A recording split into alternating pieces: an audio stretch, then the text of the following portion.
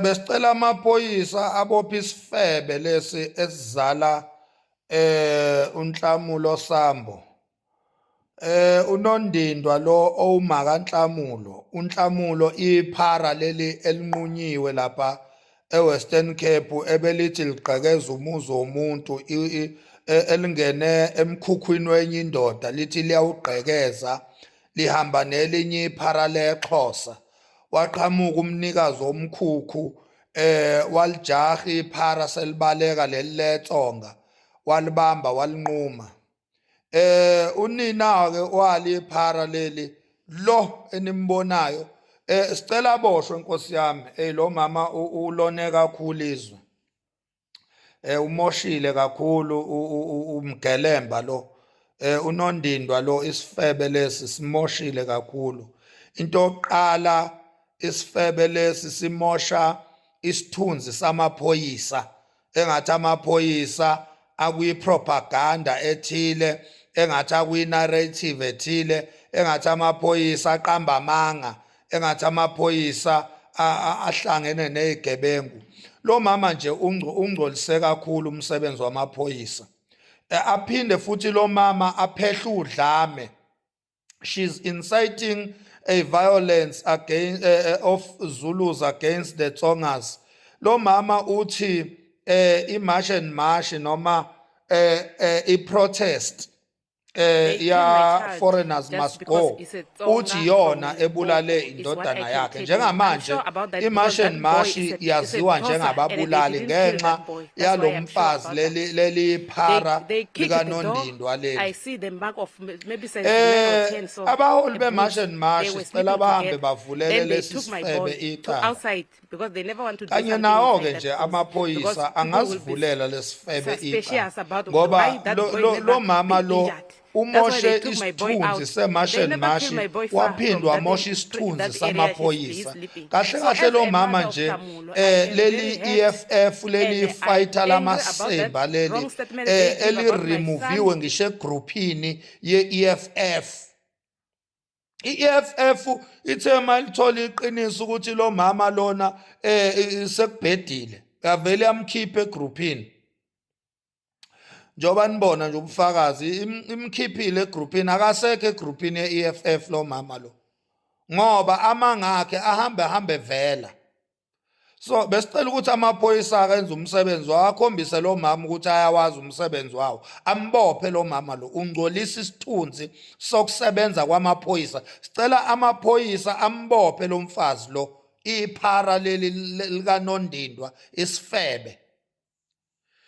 Siphinde ke sishayele izandla ke umnikazi womkhukhu noma naye ke seboshiwe kodwa wenza umsebenzi omkhulu ukuthi mawuthola amaphara emzini wakho ezokuona ezogqekeza awazi ukuthi asuke ephetheni uma ekuficile awazi ukuthi uyosinda na. So mawuthola ithuba funeka uyinqume lento le vele uyinqume lensha le. So simshayela izandla nomnikazi womkhukhu ukuthi uhlaseliwe wayeseya reacta wa responda simshayela izandla inhle kakhulu lento ayenzile ulinqumile iphara leli ekuthiwa uNhlamulo which is a beautiful thing. Singomakhanya nathi besolinqumpela iphara leli lenza amasemba. Ya besisho njalo ke sithi ke ababoshwe bonke laba ababhizi baphusha narrative yokuthi amaphoyisa namanga iphara leli la kwaSambo bathi libulawe i-march and march libulawe ama-protesters.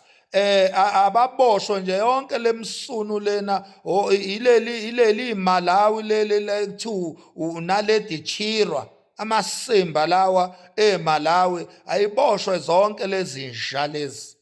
Khona nalomfana lona onentshebe engathi zinza zensha lohleze kwitiza isilungu lana ohleze ebhizi emelene uJacinta elode emlandelela emthuka emlandelele kwitiza isingisi esinuka isihlama lana. Lo mfana lone onekhanda elimiswa kwedombolo nentshebe engazuthi izinza zensha zonke lezi nja ayiboshwe ivulelwa amacala ngoba zibhizi ziphusha inarrative yamanga msuniyonina. Lalelani-ke isifebe siqamba amanga siqambela imashi and mashi siqambela namaphoyisa silaleleni nasi.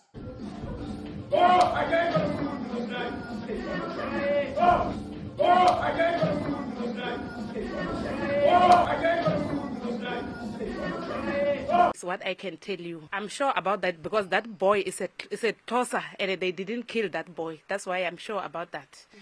They kicked the door. I see the mark of maybe size 9 or 10, so a boons. They were sleeping together. Then they took my boy to outside because they never want to do something inside that pose because people will be suspicious about why that boy never been injured. That's why they took my boy out. They never killed my boy far from that area he's sleeping. So as a mother of Klamulo, I am very hurt and I'm angry about that. Akekho lo mnqundo. Mathandazo molweni. It doesn't say more Xhosa Pro Max than that phrase. Akekho lo mnqundo. The boy was proficient in speaking isiXhosa. If one did not know him, I know ukuthi if it was not for what I know currently, I would have thought ukuthi he is umXhosa. Yabo? So the rubbish nonsense that his mother was trying to perpetuate, ukuthi South Africans have killed. What was your boy doing in the streets at 3 a.m.? What was he doing? You see, your boy's friend, the one who was caught in the act with, but who managed to hide, he was telling the truth. Shame on you, mother, for ukugqithwa ngumntana omncinci. A young boy has more principles than you. Shame on you. Ulambe wade walamba nangengqondo. Akulambanga sisi ngokulambe ingqondo yodwa nje. To taint the memory of your son, of your own son. All because you want to gain clout. You're chasing clout with your own son's memory. What was he doing out in the streets at 3 a.m.? There were no protests going on at 3 a.m. There are no protesters at 3 a.m. There was no march and march at 3 a.m. There's only one thing that a young boy of that age could be out doing at 3 a.m. And that is exactly what his friend said they were caught doing. That is crime. Do you think we are playing here? This mother, all she could have done or should have done was to ask for donations in order for her to repatriate her son's body for burial in her village. Because according to one of the videos or interviews that I've seen of her, she has nothing. That's all she could have asked for. Donations. How did your son get killed? Leave that alone. If you're not willing to tell the truth, leave that shit alone. Yeah? You see now, Uguti, now you are making South Africans to hate your son in his death. Because of you. Your son could not speak isiXhosa, or did not know how to speak isiXhosa. What is he saying there? In a classroom full of Xhosa children, speaking a very pro-max proficient isiXhosa. Akekho lo mnqundo. There's nothing more Xhosa than that. And nabanye ningazosinyela nina nibe nisenza justice for Ndundun. The guy who stabbed him has already been caught. And that's it. Case closed. Now we move on. He was a criminal. He got dealt with 3 o'clock in the morning in somebody else's house, unauthorized. 18 years old. I man. Stop insulting our intelligence, man. Mathandazo, Tweety. Yo, guys, in Ndlamulo Sambo story, it's so sad. It's so sad. But now what I'm trying to figure out is that Is the mother going to apologize to the March and March? Is the mother going to come in public? Is the mother going to tell the truth? Hence, now it is found out that Nhlamolo was one of the gangsters. Nhlamolo was killed because of he and his friend. They were at some person's house, person's shack. They wanted to steal, and then the owner of that shack came, and then whatever that happened there, apparently Nhlamolo's friend managed to hurt himself, and then Nhlamolo was trying to run. The owner chased him away. He caught him, then he stabbed him. But now I'm asking as to whether will Nhlamolo Sambo's mother come out in public and tell us that Nhlamolo wasn't killed due to tribalism. Nhlamolo wasn't killed due to the march. We want that honesty. We really want that honesty, because now the March and March, they are labeled as something else. And you, the EFF people, you were quick to judge. You as well, you must come out and tell the story and tell the truth. You know, I don't understand the EFF people. I won't say Malema, because all of them, they are the same. They've got the same mentality. They twist each other. I know, guys, this is too much. We are busy. We are busy with so many things right now. Madlanga Commission is back, is busy. There's a lot that is happening. Yo, guys, give us a chance. Give us a chance. We need to fix South Africa. We need to fix South Africa. Mama Nhlamolo, please come and tell the truth. Please. If you are still sticking to your story, come and tell us that you are still sticking to your story. If you are saying the police are lying, come and tell us that the police are lying. That's it. That's all we want to hear from you. That's all we want to hear from you. Because you can't just come in public and accuse people marching to say, yes, my son was killed like a dog. Yes, we are with you. It is sad. It is painful to lose a son. No parent would like to lose a child. But, mommy, can you tell the truth? Can you tell the truth? Please. Please. Bengazi ukuthi khona okushaya amanzi la but bengafuni ukusho lutho, and especially nkathi siphuma istory sokuthi lo mfana lona oshonile eMossel Bay. Bengazi khona okushaya amanzi. Ngithe ngibona noma wakhe ngasho ngathi khona okushaya amanzi la. Lo mama lo nezaza hayi angikho sure, but sike asikho lapho.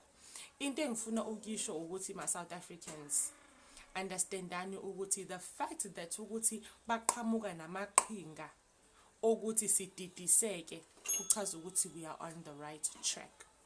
Uyabona mangabe usathane ufuna ukulisana nawe, it is when you are on the right track with impilo yakho. Masikhumbuleni ukuthi izingane that are hooked with idagamizo ezilethwa abantu bangaphandle, it is not only Zulu kids, it is Tonga kids, it is Venda kids, it is Zulu kids, it is Xhosa kids, it's all kids. Masikhumbuleni ingane find themselves as Qwayiza go Point na go Hillbrow, it is not ingane zamaZulu kuphela, ingane zaseNingizimu Afrika.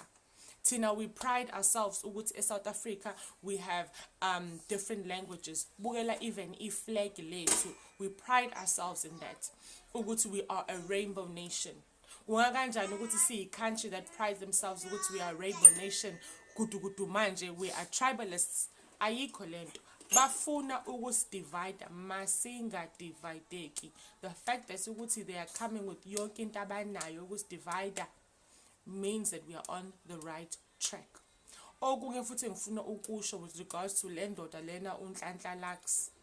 Inkosi mayibe nawo bhuti ukuthi ungenza noma yini. Ukuthi udivide abantu bakini. Kodwa Nkosi yami, why? Khona nalomunye lo wenza o TikTok sofaka izibuko yena lo. Inkosi mayibe nawe bhuti bo usebenza extra time ulokhu protector amanga. Inzima yakhe impilo kodwa inzima, but as South Africans we are on the right track. Inkosi ibe nani nonke and uNkulunkulu masimfake kuyo yonke into esiyenzayo angeke. angeke size sidideke. Ukuthi aphushe lesi story ukuze distract lento ye-match and match. Guys, mina I'm one of abantu who's always defending amatsonga abantu bakuLimpopo. But now I feel like ukuthi kune group yabantu ababayuzayo abantu bakuLimpopo. Remember umuntu washawa eThekwini kwathiwa lo muntu umtsongo waza waseLimpopo. I tend to believe wamanga lo muntu wayengayena wa South Africa wangaphandle. But having said that, bakwethu lo mfana lona umgulukudu wesela. I-match and match ayikaze yamatcha ngo-3 o'clock ekseni. Ayikaze yamatcha ngo-3 o'clock ekseni. Ufele izono zakhe lo mfana. Secondly, amaXhosa ahlanya la ekhaya.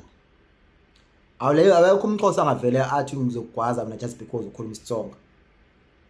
Even like KZN engihlala khona, akekho umZulu angakwazi umuntu ambulala just because lo muntu lo akasikhuluma isiZulu, ukhuluma isitsonga, ukhuluma isishangana. Into engekho leyo. I-match and match yachaza yaclear ukuthi bona abanalo udlama ba promote udlama. Even ngomhla ka-30 akekho umuntu ozoshawa, akekho umuntu ozobulawa, whether you Nigerian or Zimbabwean, awuzu assaultwa. Wachaza uphela umthakathi lokuthi akusiza ushaya umuntu.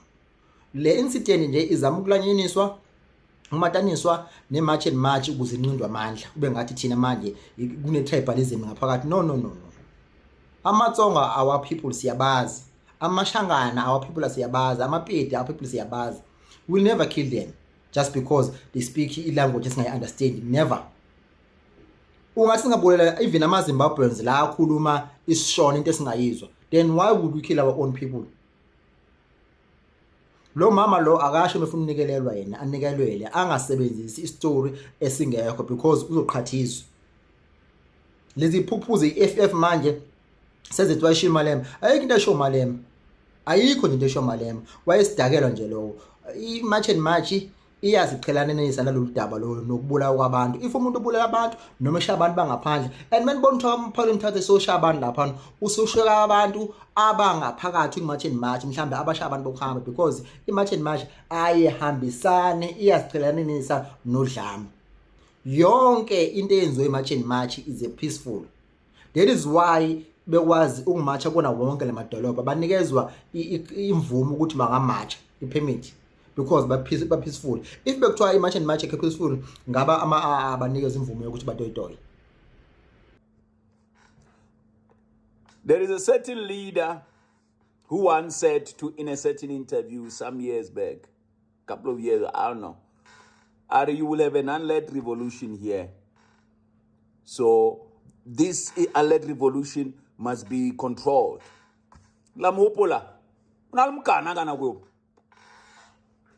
One said there,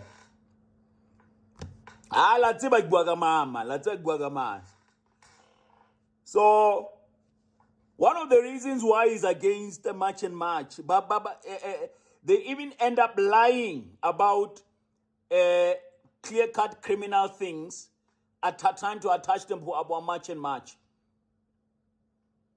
You know, they even lie. They even will lie that Mazwi faked his own kidnapping. Apparently, the mother of Nhlamulo is a member of EFF. They removed her from the group. Hey, long story. There are people that are doing TikTok on that. That is not my story. But to use a child's death and murder for political expediency, how low will you stoop?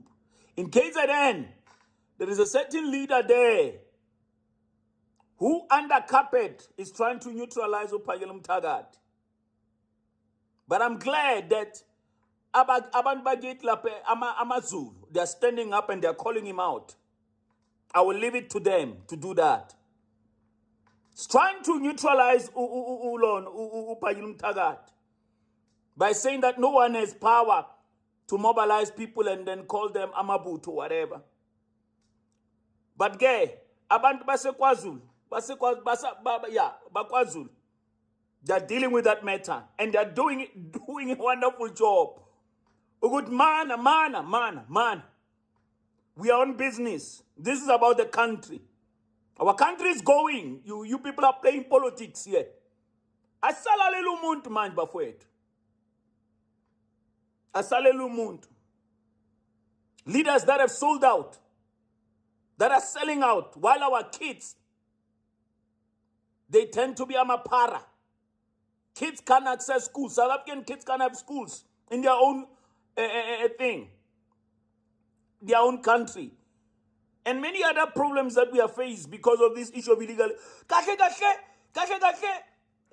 Abanigas balenja called illegal immigration. Baya puma one by one. Baya zvesa manje. Sishayinja. Abanigas bayo. It's not only one owner. Aksumnigas pay. Abanigas balenja isishayayo. Sonke as South Africans. And sonke abo Payil Mtagati. Sonke abo Jacinta. Sonke abo Ngizwe. Siyashaya lenja. And abanigas baya puma manje. Baya kuluma. One by one, abanigas balenja baya puma manje. Baya kuluma. Listen to Lon. But in this case, these people are leading themselves. There might be voices who are outspoken, who can speak Jacinda, but she's not leading these people. She's expressing their frustrations. She's articulating the anger on the ground. You can't undermine her.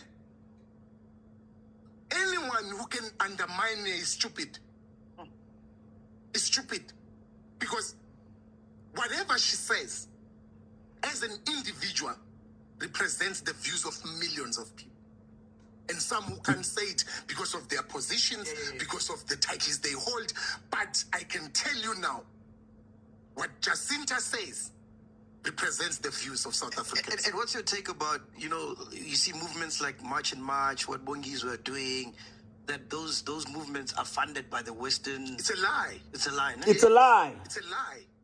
Why should everything be funded? Why should our anger be funded? Because we are running away from dealing with the problems. They did the same thing as for. We were fighting a genuine cause. We had tabled the concerns and solutions.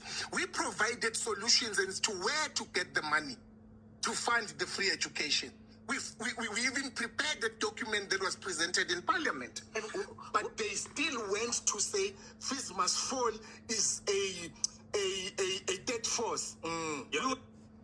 He's talking about something else now. 30 June. You can't call yourself a leader in this country and be against what's happening. You can't.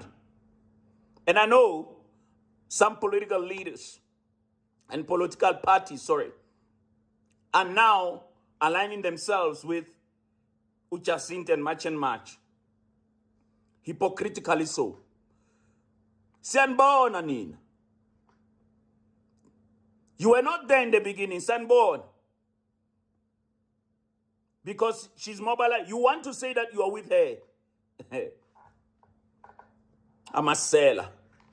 Sell out. Go to again. Gamin. He's a graduate, by the way. In case you didn't know. Yeah, vet for the so-called clever and educated. He's now who educated now. Yeah, he's not an intellectual fool like many. He's not an intellectual fool. Law is as real as they come. I told you that this thing is being led by middle class. Ungizwe is a middle class. Payil Mtagati is a middle class. Jacinta is a middle class. And others as well. They're middle class. So we need all middle class hands on deck. For who will speak for the poor and the rest of us? We must all stand up for this country. So mshimanyana bare beya utswa ka mkhukhungi mongwa mkhukhu a motlhaba ka thipa a mmola ya bare wa tshaba di minions di tla di kitima di re It's xenophobic attack. Yes, the person who must be arrested and be brought to book. Even if it was a foreigner who was stealing, is not supposed to be killed. The law must take its course. If Nhlamulo was stealing, as the police say, that man was not supposed to stab him to death. He was just supposed to hand him to the police upon apprehending him, report him. And the police gets the information from a very good source, a 15-year-old boy who is a friend to Nhlamulo, whom both of them were stealing in the shack. And when the owner came, the boy hid under the bed. Nhlamulo tried to run. Condolences once more to the family of Nhlamulo.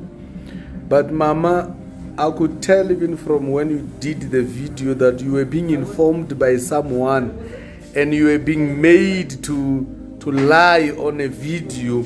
And I know it is these propagandists who did that to try and sabotage the good cause of having these people ukuthi bahambe. Hayi bona bazawuhamba bona ngeyi 30 June bayahamba. Yathanda uthandi bazohamba. Hayi siqalile manje 28 days left. Mhla ka 2 namuhla sele 28 days. Ngeyi 30 they should all be gone. So baqalile abanye sebayahamba. But sibonga ukuthi the truth has been revealed ukuthi what had happened around our slain beloved brother Nhlamulo. May his soul rest in peace. I wish he was not killed because he's still young. It's just a mistake. It's just being a teenager, and unfortunately it cost him his life. However, minions, stop this nonsense of you of trying to spread propaganda that is not there.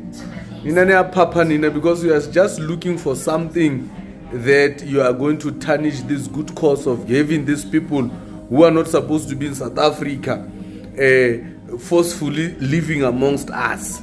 Mhla 30 June mabahambe.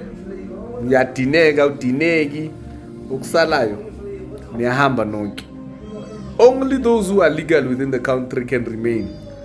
But the illegal ones, how abafethu. Again is dedele nathi sishawa umoya. Siyabonga. Much and much. Insizwa nobunsizwa. Sis Jacinta phakela umthakathi. Bona lena le yetsa ntwena rutlwa mnati ena ari thomi ari thomi ra itlwela ra ithoma ra ifeja. The 30 June, it's a date. Hey bafowethu, yasixa ngumfazi ozele kona akululanga ukwamkela ezinye zendlela zomntana wakho. Zikhona ezinye izinto ezingaginyeki incam. Yazi ndikhumbula mini thizeni apha ndinomalume umalume uStoti bagange apho begange khona babanjwe. Ndisemncinci kandane kabhadle lo xesha. Babanjwe bebabini bathe betransportwa ngamapolisa baphuma bazijula kwibridge. Hayi ke kubonakala ingathi omnyaka zange asinde ke. Hayi ke umalume adade ukutata kuquba ke aze nini abuye afike endlini. Hayi noba ivakale ke lonto inoba imessage kwelacala into bayibo lo muntu lowo ukhona apha. Hayi afika bafetha amapolisa. Mina ndandiqala ukubona ihelicopter elalini. Indizi helicopter amapolisa azofuna bani azofuna umalume. Ugogo ozala umalume gogwami ozala umalume umalume uphi usewodrophini wancedisa amapolisa ukufuna umalume. Xa kagqibile ugogo wathatha izandla zakhe bafethu intombi kaShwabade wazibeka apha. Ngicela ningayihoyi iflafli yamapheskipeni wazibeka apha wagoba waphuma waya kwatata omncinci which is next door wabashiya bentanyantanyaza befunana nomalume apha endlini. Hayi ke ngebhadi likaMalume wabanjwa umalume ne because yaba khona nje ngathi into awashukushukuma sasibalisa futhi istory sakhona ngekudala kanje washukushukuma baze bambhaqa kodwa nje ugogo wathini wayengeka kwazi ukuginywa kanye aze akhiphe umntana wakhe. Instead wavela bancedisa ukubafuna ene ikhona into ngathi nomkhondo wayengalahla even umkhondo abajongise kwenye direction. So into enzama ukuyithetha bafethu into yoba seselilide noko elixesha sizama ukuphusha le narrative eyoba uNhlamulo kungenzeka into yoba utshone because ebengasazi isiXhosa into ezifana nezo. Bafethu, sekuvele ividiyo kaNhlamulo ebonakala eseklasini. Hayi-ke uzivuyele futhi umntana kutshiwo yena kuthiwa nje bekaphambuke apho nalapho ne. But ke apha uzivuyele umntana useklasini, uzihlekela nabangani bakhe. Ndibona even ikhaladi likhona apha, amaXhosa akhona apho kubonakala ngathi zitshomi zakhe zaseklasini. Uthetha isiXhosa bafethu uNhlamulo. Hayi-ke ikhona nje inhlamba akayibizile endiyaziyo futhi into yoba umuntu ongasazi isiXhosa laa nhlamba ngeke ayibize because ifuna umuntu okwazi ukuthi and akusinangubani ongakwazi ukuyibiza laa nto. Uzithethela isiXhosa phi kule video yakhe uNhlamulo. Nizayifaka ivideo yakhe at the end njoba befuna ukuphusha i-propaganda yoba kukuthi ebengasazi isiXhosa, ebesithetha ebesazi uNhlamulo isiXhosa. Kona ndiyazi into yoba ebazalini akululanga ukwamkela. Again ndizawu-athacha even ivideo apho boku-interviewa khona uBrigadier Phothelwa, naye onarrate kangcono futhi kwegqitha even uCommissioner. Ethetha ntoni? Ethetha ngesi story, wanaba futhi yena waze wathetha nangale misinformation yoba ingathi kuye kwatshona abantu abayi-5 abantu abayi-7. Wazama nje ukorekisha kwayona loo nto because most after kuye kwavakala nento yoba kuye kwatshiswa namatshotshi, khona amatshotshombe bewetshisiwe phakathi. So uye wadweba yena wanda wabalisa even into efana naleyo engashiyanga ke phofu istory sikabani esikaNhlamulo nechomi yakhe ena-15 years. So bafethu, yena ngumntana hle bathu, so ngathi singamyeka aphumle ngoxolo. Kona akuzuba mnandi phi efemelini. Ndibuye ke ngoku kumcimbi lo wethu owe-30 abangathi bafuna ukusidistracta ngayo. Sekuvele into apha bakuneminister esene-COVID-19 singazi noba bazathi xa sokusondela i-30 bavele benze i-lockdown into bakumelekanga uba thithini sebe nama-gatherings nayo basi-strategy na esabo asazi sizaliva pha ethubeni. Hayi-ke kuyevakala into yoba noko yona le nto esibhizi ngayo apha iMalawi i-media statement iphumile ethetha ngento yoba bayazilungiselela nabo into yoba mabathini mabalungise ukuzolanda abantu babo. IMozambique kubonakala ingathi sebekhona baba about 900 and something asebehambile. Even iibhasi zakhona ziconfirmile into yoba hayi bayaqala into yoba babe nabantu abaninzi kangaka abagodukayo. Xa sisiza ngapha zizazithwele, xa zigoduka zigoqoze. But ngoku hayi vice versa ingathi nyoko abantu bathini bayagoduka phansi koba ke ebebavulela indlela bokungu-government waphi waseGhana. So South Africans ndicela hle ningaphinde nibe nihoriswa nibe nizalwa nizathini. I don't think le into esingamane siphinde siqhubeka ngayo ukwegqitha ngoku. I am sure even ifamily iyarhalela into yoba mayithini mayigrive in peace. May his beautiful soul rest in peace. Hello Mzansi, welcome to Mgosi waseMzansi. Now South Africans, they are coming for Nhlamulo's mother for lying about her son's death. Abantu abaningi basho ukuthi ngoba amaphoyisa akutshela ukuthi umntwana kufe njena agceze endlini yebantu, wena wayelokhu uthi mash and masha ngoba akakwadi ukukhuluma isiXhosa ukhuluma isiTsonga. Nawo amavidiyo asabalele enkundleni yokuxhumana la simbona khona Nhlamulo aseklasini nebangani bakhe esikolweni speaking isiXhosa. So abantu batibuta ukuthi ngisiphi lesiXhosa luthi akakhoni ukusikhuluma ukhuluma isiTsonga kuphela. People are calling her a-hypocrite nangokuthi kufanele aboshwe for ukuxova South Africa. Do comment your thoughts down in the comment section. Don't forget to hit the notification bell. I'll see you on the next one. I'm signing out. Goodbye.